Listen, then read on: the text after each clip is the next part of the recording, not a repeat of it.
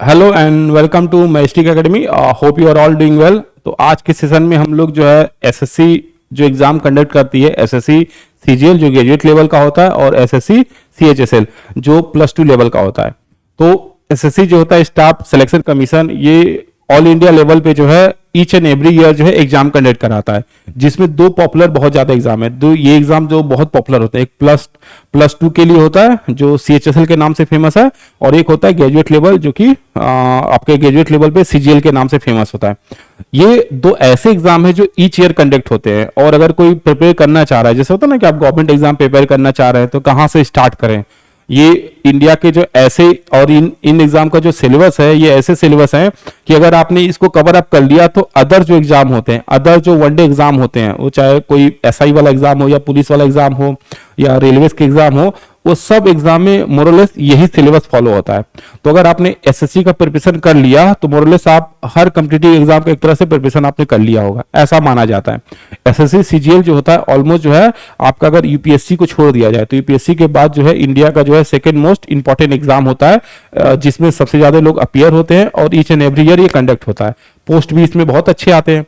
तो आज के सेशन में हम लोग ये देखेंगे कि कैसे स्टार्ट करना है, कैसे आप प्रिपरेशन अपना स्टार्ट कर सकते हैं सीएचएसएल और सीजीएल के लिए। ठीक है, तो आज हम लोग यही देखेंगे आप लोग कि कितना क्या अप्रोच आप स्टार्ट करेंगे, कैसे स्टार्ट, कहां से स्टार्ट किया जाएगा, इसको हम लोग देखते हैं एक एक करके आज।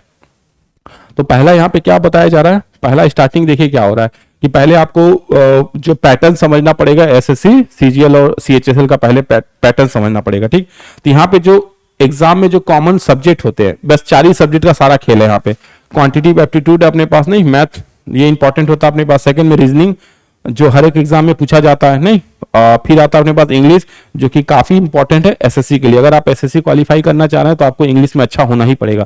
फिर आता है अपने पास ये जनरल अवेयरनेस जीके का सेक्शन, ये भी बहुत इंपॉर्टेंट है, नंबर गेनिंग है।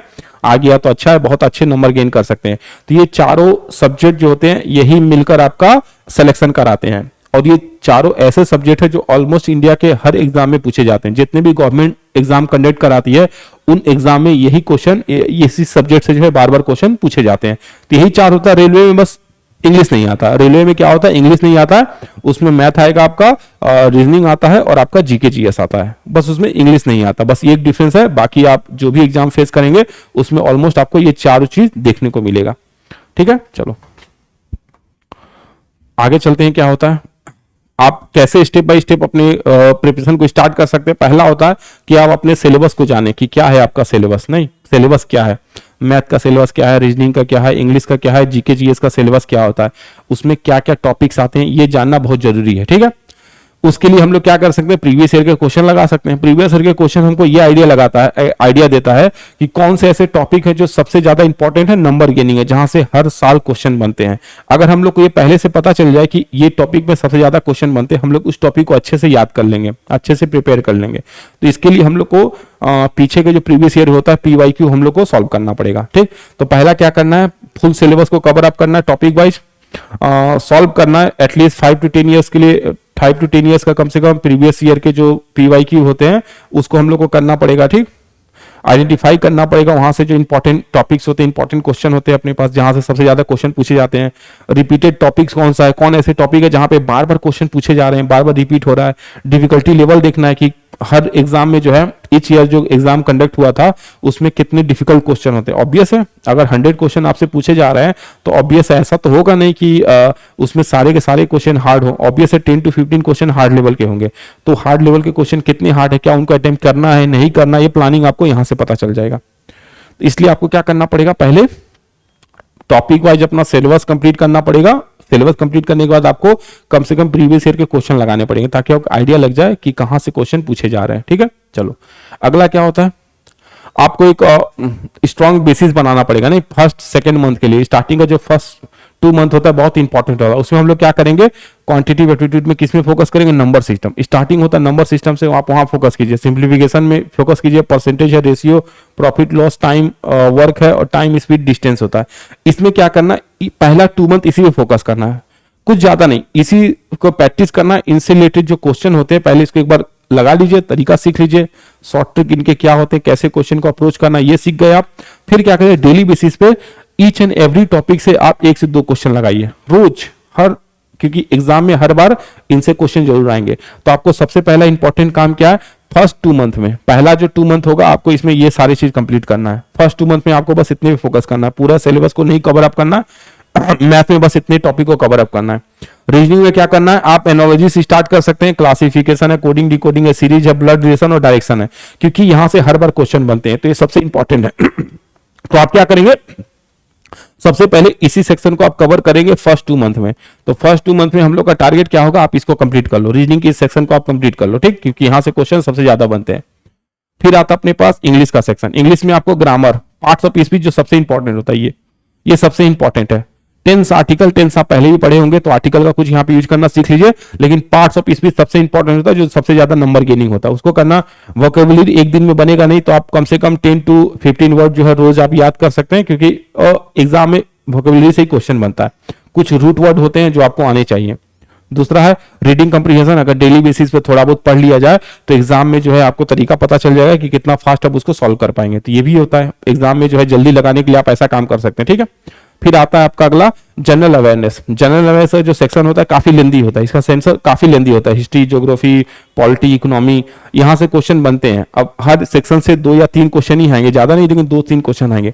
तो आपको आइडेंटिफाई करना पड़ेगा हिस्ट्री में कौन सा, मॉडर्न या एंशिएंट या मिडिवल। तो सबसे ज्यादा क्वेश्चन मॉडर्न से बनता है, तो मॉडर्न को कवर अप करना पड़ेगा। फिर एंशिएंट को कवर अप करना पड़ेगा आपको, मिडिवल से थोड़े कम क्वेश्चन आते हैं। ज्योग्राफी में जो है फिजिकल ज्योग्राफी, अर्थक्वेक हो गया, वोल्केनो हो गया, माउंटेन का फॉर्मेशन हो गया, माउंटेन से रिलेटेड क्वेश्चन आते हैं। प्लस इंडियन ज्योग्राफी के सेक्शन से बहुत सारे क्वेश्चन आते हैं। इंडियन ज्योग्राफी, रिवर है, सॉइल है, इंडिया के माउंटेन होते हैं, यहां से क्वेश्चन काफी बनते हैं, तो आप उसको टारगेट लेना पड़ेगा। पॉलिटी में जो इंपॉर्टेंट टॉपिक होते हैं, फंडामेंटल राइट, डायरेक्टिव प्रिंसिपल होता है, आपका जो है पार्लियामेंट होता है, प्रेसिडेंट होता है, कुछ इंपॉर्टेंट आर्टिकल्स होते हैं, वहां से क्वेश्चन बनते हैं, आपको उसको कवर अप करना पड़ेगा।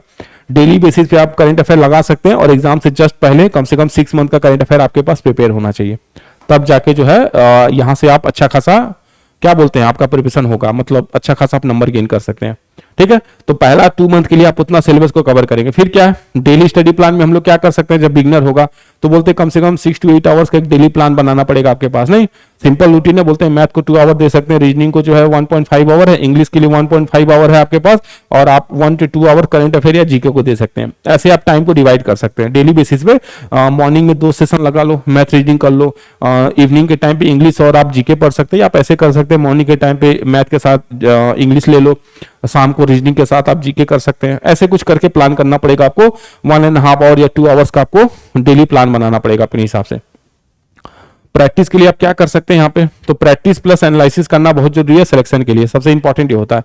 तो बोलते हैं डेली बेसिस पे आप क्वेश्चन सॉल्व करने की कोशिश कीजिए, 50 to 100। जैसे जैसे आप क्वेश्चन सॉल्व करेंगे आपको आइडिया लगेगा कि आपका प्रिपरेशन कहां तक हुआ है, कितने क्वेश्चन बच रहे हैं जो आपसे नहीं हो पा रहे, कौन सा टॉपिक आपका वीक है। नहीं, तो आफ्टर सॉल्विंग आपको क्या करना है, चेक करना है मिस्टेक कहां पे हो रहा है हमसे, नहीं कौन से हमारा वीक एरिया है उसको नोट डाउन करना है, उसी को फोकस करना है। आप ये कर सकते हैं, आप ये प्लानिंग अपने हिसाब से कर सकते हैं। नेक्स्ट मॉक टेस्ट क्या है अपने पास, तो हमारे क्या स्टार्ट करेंगे क्या, आफ्टर 1 से 2 मंथ, आप एटलीस्ट 2 मंथ बाद, आफ्टर 2 मंथ आप स्टार्ट करो। मॉक टेस्ट कब करना है, तो आफ्टर 2 मंथ, ठीक, आफ्टर 2 मंथ आप मॉक टेस्ट स्टार्ट कर सकते हैं। क्यों, क्योंकि 2 मंथ में आप अच्छा खासा सिलेबस को कवर अप कर लिए। हमारा 2 मंथ का जो प्लान था, जिसमें हम हिस्ट्री अपना पूरा का जीके जीएस, रीजनिंग, कुछ इंपॉर्टेंट टॉपिक इंग्लिश के और कुछ इंपॉर्टेंट टॉपिक हम लोग मैथ के कवर अप कर रहे थे, तो उनको हम लोग 2 मंथ में कंप्लीट कर लेंगे। 2 मंथ के बाद हम लोग क्या कर सकते हैं, स्टार्ट कर सकते हैं मॉक टेस्ट। स्टार्टिंग में क्या करेंगे, 2 to 3 पर वीक लगाएंगे, एक वीक में अल्टरनेट डे में एक दिन दे दिया हमने, 2 दिन के बाद फिर एक दे देंगे, फिर ऐसे करके वीक में 2 या 3 दे सकते हैं हम लोग, ठीक। उसके बाद जब हमारा प्रिपरेशन पूरा हो जाएगा after 6 to 8 month, after 6 to 8 month हम लोग डेली बेसिस पे मॉक टेस्ट दे सकते हैं। एनालाइज करना है, एक्यूरेसी देखना है, क्योंकि नेगेटिव मार्किंग होती है तो आपको एक्यूरेसी चेक करना पड़ेगा। एक्यूरेसी अच्छी खासी होनी चाहिए आपके, ऐसा नहीं कि आप क्वेश्चन लगा रहे हैं सारे के सारे क्वेश्चन अटेंड करें, एक्यूरेसी बहुत कम है तो आपका नेगेटिव चला जाएगा। टाइम मैनेजमेंट करना बहुत जरूरी, एसएससी में क्वेश्चन ज्यादा पूछे जाते हैं, टाइम बहुत कम होता है, तो आपको टाइम मैनेजमेंट करना आना पड़ेगा। ऐसे सेक्शन को टारगेट करना पड़ेगा जहां पे आप बहुत ज्यादा स्ट्रांग है, उसको पहले कर लेना है। जो वीक सेक्शन है उसको लास्ट में करना पड़ेगा आपको। वीक सेक्शन को टारगेट लीजिए, नहीं वीक सेक्शन कौन कौन सा है, उसमें और क्या इंप्रूवमेंट हो सकता है, उसमें और क्या प्लानिंग कर सकते हैं हम लोग, इसको टारगेट लेना पड़ेगा आपको। फिर आ जाओ सेक्शन वाइज टिप्स में हम लोग क्या कर सकते हैं। मैथ के लिए फोकस ऑन शॉर्ट ट्रिक सबसे ज्यादा है, प्रैक्टिस करना पड़ेगा। प्रॉब्लम क्या है, लोग शॉर्ट ट्रिक तो जानते हैं लेकिन प्रैक्टिस नहीं करने के कारण क्या होता है, आप भूल जाएंगे। एग्जाम जाते जाते आपको सारा चीज जो है इरेज हो जाता है आपके माइंड से। तो आपको शॉर्ट ट्रिक बार बार प्रैक्टिस करना पड़ेगा, आपको ऐसे क्वेश्चन बार बार लगाने पड़ेंगे जाते आपको एग्जाम में याद रहे वो सब। रिवाइज करना पड़ेगा फॉर्मूला को डेली बेसिस पे, तो हर फॉर्मूला से रिलेटेड एक एक क्वेश्चन आपको डेली बेसिस पे लगाना है ताकि फॉर्मूला आपको याद रहे। रीजनिंग में क्या करना पड़ेगा, स्पीड, सारा खेल स्पीड का। रीजनिंग ऑलमोस्ट सबको आता है, आप एक बार पढ़ लेंगे तो रीजनिंग बहुत ज्यादा टफ नहीं होता, आपके क्वेश्चन लग जाएंगे। लेकिन यहाँ मैटर करता है स्पीड, आप कितना फास्ट लगाएंगे रीजनिंग को, ताकि आपको अगले सेक्शन के लिए आपको थोड़ा टाइम बच जाए। रीजनिंग से जितना कम समय में लोग रीजनिंग सॉल्व करेंगे वही टाइम हमको मैथ में काम आएगा। ठीक है, प्रैक्टिस करना है पजल वगैरह का रेगुलरली, क्योंकि पजल एग्जाम में टफ होता है। एग्जाम अगर पजल आपका मिस्टेक हो गया तो पूरा 4 से 5 क्वेश्चन चले जाएंगे आपके। तो इसके लिए आपको प्रैक्टिस करना पड़ेगा पजल का डेली बेसिस पे। इंग्लिश के लिए क्या कर सकते हैं हम लोग, बोलते हैं अगर वोकेबुलरी को इंप्रूव करना है तो न्यूज पेपर रीड कर सकते हैं, हाफ एन आवर 30 मिनट्स या 40 मिनट्स आप न्यूज पेपर भी दे सकते हैं ना, specially English news paper, Hindu वगैरह या इंडिया टाइम्स है, वहां पे आपको कुछ वोकेबुलरी मिल सकता है जो आपको हेल्प करेगा करंट अफेयर में भी, प्लस आपको इंग्लिश में भी हेल्प करेगा। ग्रामर वाले एरिया में फोकस करना है क्योंकि जो भी क्वेश्चन बनता है वो ग्रामर से रिलेटेड है। सेंटेंस एरर जो फाइंड करने को आपको देगा, एरर तभी फाइंड कर सकते हैं जब तक आप ग्रामर अच्छे से नहीं जानते। अगर आप ग्रामर अच्छे से नहीं जानते तो एरर को फाइंड करना काफी टफ होगा।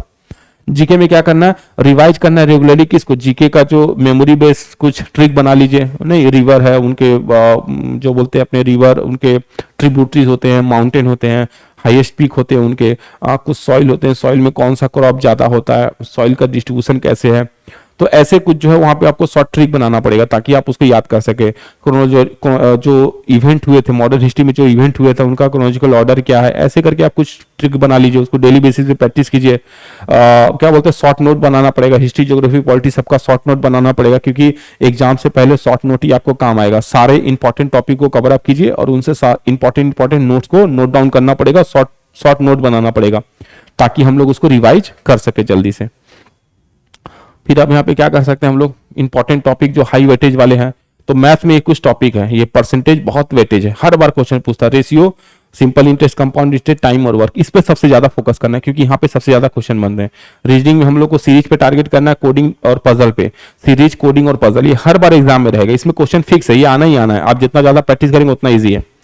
इंग्लिश में क्या कर सकते हैं, एरर डिटेक्शन है हमारे पास, ये क्लोज टेस्ट है, इसको आप कर सकते हैं। यहाँ पे खूब सारा क्वेश्चन बनते हैं, ये सब ऐसे क्वेश्चन है जो हमसे बार बार पूछे जाते हैं, तो आप इसको कर सकते हैं। नहीं, दूसरा हमारे पास ये होता है, अपने पास ये करंट अफेयर और स्टैटिक जीके। तो करंट अफेयर और स्टैटिक जीके में क्या खासियत है कि हम लोग जितना ज्यादा ये इसको प्रैक्टिस करेंगे, मतलब करंट अफेयर डेली बेसिस से आपको करना पड़ेगा। स्टैटिक जीके भी चेंज नहीं होता, प्रीवियस ईयर के क्वेश्चन लगा लेंगे तो स्टैटिक जीके भी आपका कवर अप हो जाएगा।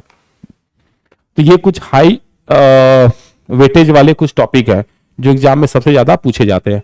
कॉमन मिस्टेक क्या करते हैं सब लोग, जो हम लोग को नहीं करना है, क्या, starting mock test too late. ये भी मॉक टेस्ट ज्यादा लेट नहीं कर सकते आप, आफ्टर 2 मंथ आप स्टार्ट कर सकते हैं। जैसे आपका सिलेबस जो है 40% के आसपास आपने कवर अप कर लिया, 30-40% हो गया, आप मॉक टेस्ट देना स्टार्ट कर सकते हैं ताकि आपको आइडिया भी तो लगे क्वेश्चन क्या पूछा जा रहा है। दूसरा, इग्नोरिंग वीक सब्जेक्ट। आप ऐसे क्या करते हैं, लोग का मैथ अच्छा हो गया जीके छोड़ दिया, ऐसा नहीं करना है। मैथ पे जितना फोकस करना है जीके में भी उतना फोकस करना है। नंबर तो नंबर होता है, चाहे नंबर वो जीके का सेक्शन से आए, चाहे रीजनिंग से, चाहे इंग्लिश से, चाहे मैथ से, इक्वल वेटेज सबका है, एक नंबर सबको मिलेगा, जो क्वेश्चन सॉल्व करेगा उसी को मिलेगा। तो ये फर्क नहीं पड़ता कि आपने नंबर मैथ से गेन किया या रीजनिंग से या इंग्लिश से गेन किया, नंबर लाना ये इंपॉर्टेंट होता है। तो नंबर लाने के लिए हमारा सारा सेक्शन मोरलेस इक्वल होना चाहिए, रीजनिंग, मैथ, इंग्लिश, जीके सारे सेक्शन आपके स्ट्रांग होने चाहिए। तो जो वीक सेक्शन है उस पर फोकस करना, इग्नोर नहीं करना। नॉट रिवाइजिंग, रिवाइज नहीं करते लोग। आपको एक बार आप समझ गए, आपको याद भी होगा, लेकिन आफ्टर 2 मंथ या आफ्टर 3 मंथ आप वो आपके मेमोरी से इरेज हो जाएगा। इसलिए क्या करना पड़ेगा, रेगुलर बेसिस में आपको रिवाइज करना पड़ेगा ताकि उसको आप रिटेन कर पाए। Studying without previous year question. तो आपको प्रीवियस ईयर, लोग क्या करते हैं, स्टडी करते हैं, प्रीवियस ईयर क्वेश्चन को नहीं देखते हैं। प्रीवियस ईयर क्वेश्चन आपको आइडिया देगा कि कैसे क्वेश्चन पुटअप हो रहा है, कैसे क्वेश्चन एसएससी पूछता है, उसी को बेस बना के हम अपना प्रिपरेशन स्टार्ट कर सकते हैं। उसी को दिमाग में रखते हुए हमको प्रिपरेशन करना है, क्योंकि end of the day exam में क्वेश्चन ही सॉल्व करना है, एसएससी ही क्वेश्चन बनाएगा, उसी को सॉल्व करना है। तो हमको आइडिया तो होना चाहिए कि एसएससी कैसे क्वेश्चन पूछता है, ताकि हमको थोड़ा बहुत आइडिया मिल जाए कि हम लोग को कैसे तैयारी करना है, अपना क्या हो सकता है, क्या स्ट्रेटजी हम लोग यूज कर सकते हैं सिलेक्शन के लिए। क्या कर सकते हैं हम लोग, कॉन्सेप्ट को लर्न करने के, मैथ में जो भी कॉन्सेप्ट होता है, नहीं शॉर्ट ट्रिक वगैरह सबका प्रैक्टिस करेंगे क्वेश्चन को रेगुलर बेसिस पे, रिवाइज करेंगे डेली बेसिस पे नहीं।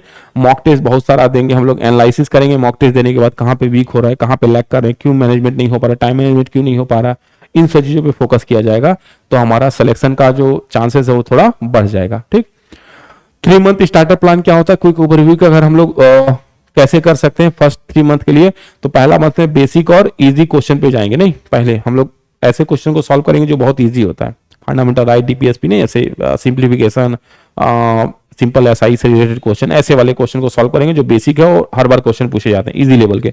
सेकंड मंथ में हम लोग जाएंगे मीडियम और प्रीवियस ईयर क्वेश्चन पे जाएंगे। ठीक, मीडियम लेवल से हम लोग जो मीडियम लेवल अपना प्रिपरेशन को लेके जाएंगे, थोड़ा सिलेबस को थोड़ा टफ बनाया जाएगा, इंपॉर्टेंट टॉपिक को कवर अप करना है, और दूसरा प्रीवियस ईयर क्वेश्चन को सॉल्व करना स्टार्ट करेंगे। जैसे थर्ड मंथ में एंटर करेंगे, मॉक टेस्ट देना शुरू कर देंगे, मॉक टेस्ट देंगे, रिवीजन स्टार्ट करेंगे, तो मॉक टेस्ट के साथ रिवीजन स्टार्ट करेंगे थर्ड मंथ में, तब जाके हमारा नंबर अच्छा खासा इंप्रूव होगा। ठीक है, तो ये हमारे पास एक सिंपल सा स्टडी प्लान है, अगर हम लोग इसको फॉलो करते हैं तो इससे क्या होगा, चांसेस थोड़ा ज्यादा होता है हमारा सिलेक्शन का, और ये जो हम प्रिपरेशन करेंगे ये जितने भी फर्दर एग्जाम आने वाले हैं उनमें आपको हेल्प करेगा। ठीक है, तो होप सो आपको चीजें समझ आ रही होगी, क्या बताने की हम लोग कोशिश कर रहे हैं।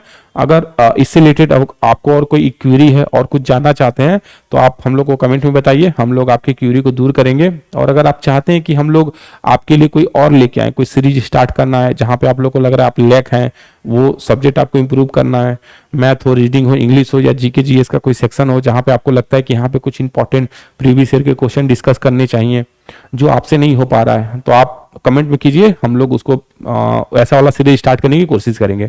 देखने के लिए धन्यवाद, जय हिंद।